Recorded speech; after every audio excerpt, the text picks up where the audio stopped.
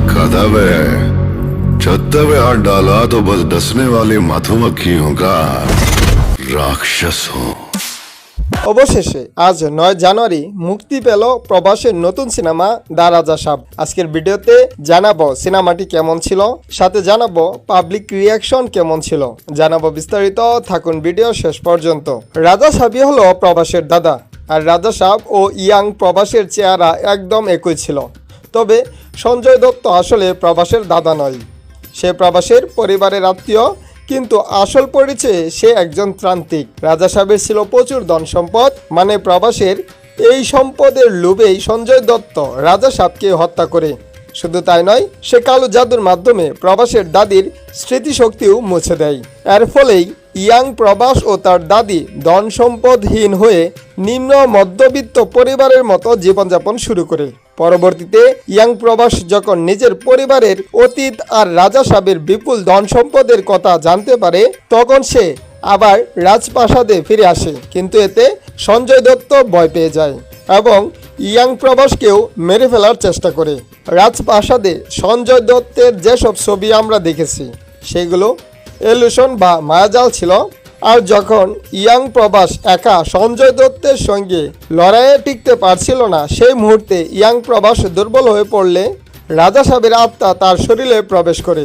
সঞ্জয় দত্তকে হারানোর জন্য আমরা অনেকে ভেবেছিলাম সঞ্জয় দত্তের আত্মায় ইয়াং প্রবাসের শরীরে ঢুকবে, কিন্তু আমার মতে সেটা ভুল হয়েছে। আসলে রাজা সাহেবের আত্মায় ইয়াং প্রবাসের মধ্যে প্রবেশ করে। মুভিটিতে দুইটি টাইমলাইন ছিল। একটি রাজা সাহেবের সময়কাল, যেখানে দেখানো হয়েছে রাজা সাহেব প্রবাসকে সম্পত্তির লোভে কীভাবে সঞ্জয় দত্ত হত্যা করেছিল। অন্যটি ইয়াং প্রবাসের বর্তমান সময়, যেখানে দেখানো হয়েছে প্রবাস তার দাদার সম্পত্তির জন্য সঞ্জয় দত্তের সঙ্গে লড়াই করছে। সেই অনুযায়ী সঞ্জয় দত্তের তিনটি ভিন্ন ভিন্ন রূপ ছিল। সব মিলে প্রবাসের ডাবল রোল খুব ভালো লাগলো।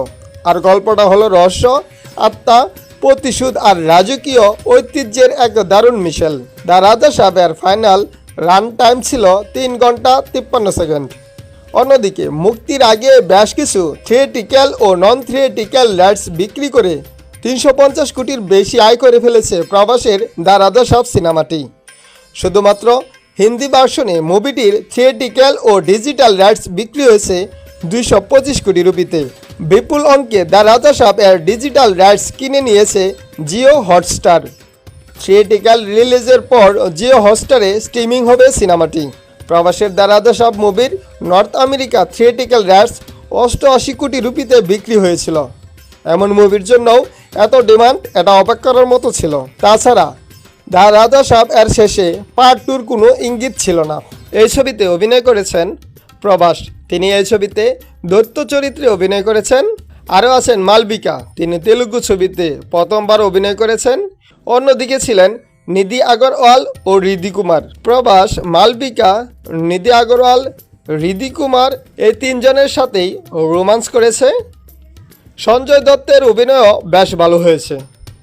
সিনেমাটি তেলুগু, হিন্দি, তামিল, কন্নড় এবং মালায়ালাম সহ বিভিন্ন ভাষায় মুক্তি পেয়েছে। দ্য রাজা সাহেব মুভি থেকে দাদার লুকে প্রবাস অবাক করেছিল সবাইকে। এমন লুকে এই প্রথম তিনি।